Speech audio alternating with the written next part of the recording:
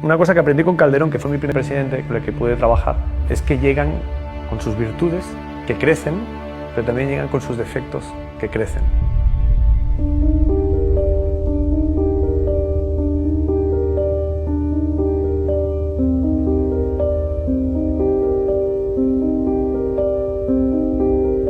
Cuando uno gana una elección, cuando los valores del candidato se empatan con los valores de una sociedad, de un electorado, y el mayor empate del valor, ¿cuál es? La credibilidad, y después la confianza, y después el conocimiento, y después el afecto, y después el interés. ¿Por qué? Porque nadie cree en quien no confía, nadie confía en quien no quiere, nadie quiere en quien no conoce, nadie, y así. Es una lógica humana que tiene que ver con la capacidad perceptual. Yo creo que esta frase que acabas de decir es una gran frase, las conversaciones forman el mundo, pero me quiero ir un poquito más para atrás. Yo creo que las historias son las que forman el mundo. ¿Qué son las historias? Una historia son hechos envueltos en emociones. Las emociones son las que viajan al cerebro que te hablé antes, al cerebro límbico, y te ayuda a tomar las decisiones.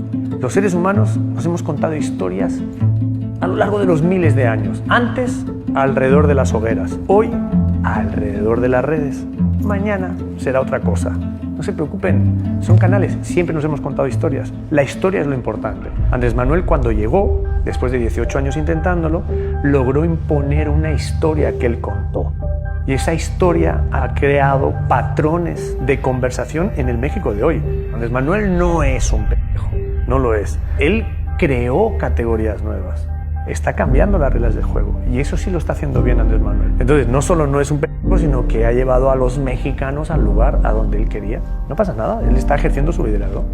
Pero no va a ser un peligro para México, no va a pasar nada, va a ser un presidente como los que hay ahora en la mayoría de los países del mundo, Marcelo. Presidentes en transición que vienen de una generación anterior que sí gobernaron nuestros países. Estos, los que tenemos ahora, son de transición para entregarle el poder a una generación que entienda, de entendimiento de los problemas que estamos teniendo, y que va a gobernar los próximos 50, 60, 70 años. ¿Sí? Lo que pasa es que, mira, Andrés Manuel con la mañanera y con otras cosas se ha convertido en el decodificador de la realidad nacional. Entonces la interpreta para todos los mexicanos. Y hay un gran número de mexicanos que eso que le decodifica lo creen de verdad. La oposición es parte del problema que decodifica Andrés Manuel todos los días. Y entonces el PAN, el PRI, el resto de los partidos son parte del problema y no de la solución. Mientras la oposición no sienta que es parte de la solución y muestra dónde está el final del túnel, la luz, va a seguir siendo parte del problema que decodifica Andrés Manuel. Por lo tanto, Andrés Manuel va a lograr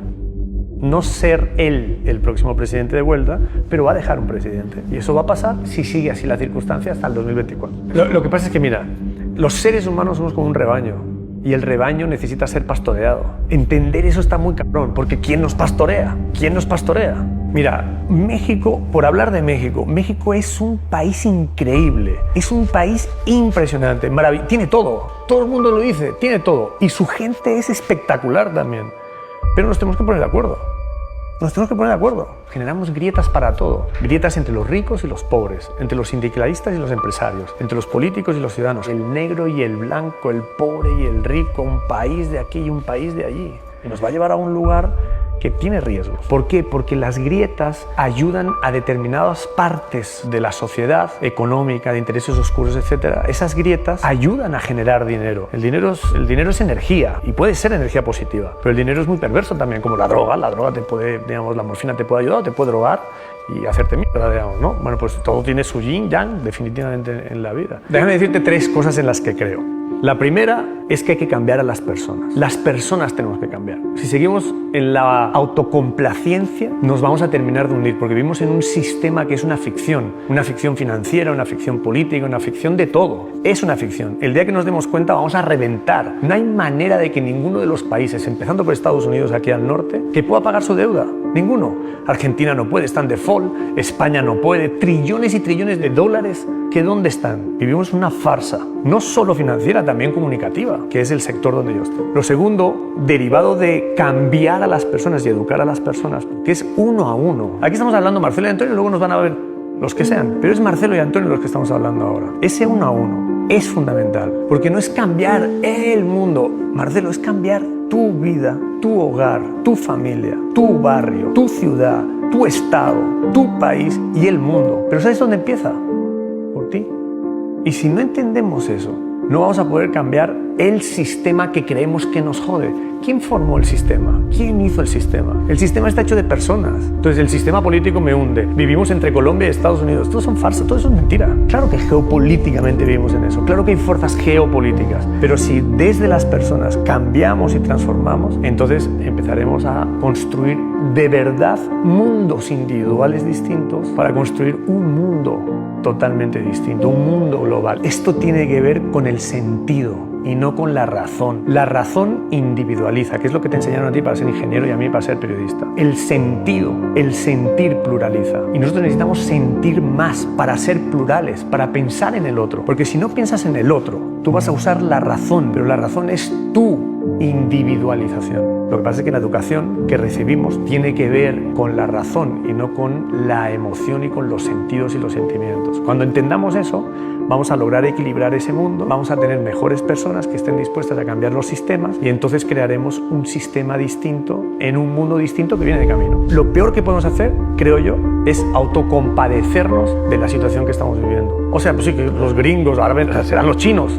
Dentro de muy poco tiempo serán los chinos, que porque los teléfonos son chinos. Y luego los rusos, la mafia rusa, que porque nos está invadiendo. Y luego, ¿cuándo vamos a dejar de sacar el balón para afuera y asumir las cosas que tenemos que asumir? Como sociedad, como país, dejemos de quejarnos, porque la otra postura es, otra vez, condescendiente. Bueno, ellos son los que me joden. Hermano, pues que no te jodan. Si alguien te jode, pues vigila que no te jodan. Y para eso necesitamos preocuparnos por lo que yo llamo el gobierno de lo público. Y el gobierno de lo público es lo que nos afecta a todos en donde sea, en mi barrio, en mi casa, en mi colonia, en mi lugar donde vivo. Preocuparme por eso, porque sí tengo obligaciones. Tengo derechos, pero el derecho no es solo chupar de la teta. No. Tengo derechos, pero también obligaciones. Y no tienen nada que ver con el nivel de pobreza. Es que tenemos que sacarnos eso de la cabeza. Pobre pero digno. La dignidad que no te la quiten nunca. Y hay muchos políticos hijos de puta que vienen y te la quitan. Entonces yo lo que digo es, oye, vamos a ponernos manos a la obra. México puede salir del estado en el que está. No depende de Andrés Manuel, no depende de Felipe Calderón o de Peña Nieto, depende de los mexicanos. Cuando los mexicanos se pongan de acuerdo, no va a haber quien pare a México, pero se tiene que poner de acuerdo. Y ponerse de acuerdo es una mesa a hablar. Y en esa mesa en la que hablas, tienes que estar dispuesto a despojarte de tus pensamientos fuertes, sobre todo los ideológicos, para entender el punto de la otra persona y estar dispuesto a llegar a acuerdos. Entonces, yo lo que le digo a la gente es, preocúpate de lo que pasa en tu municipio, de lo que pasa en tu barrio, preocúpate de lo que pasa con tu familia. Te tienes que preocupar, te tienes que meter.